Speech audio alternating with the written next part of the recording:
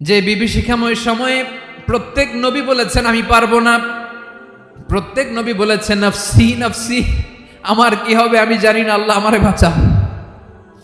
প্রতিটি নবী বলবেন নফসি নফসি, আল্লাহ তুমি আমারে বাঁচাও আমারে বাঁচাও। বিশ্বনবী মাথা তুলবেন, তুলে বলবেন রব্বি হাবলি উম্মতি, আল্লাহ তুমি আমার গুনাহগার উম্মতকে বাঁচাও।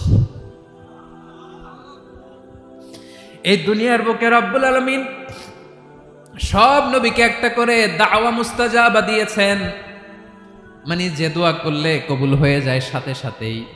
দাও বিহা, দুনিয়ার সব নবীরা ওই দোয়াটা দুনিয়ায় করে ফেলেছে।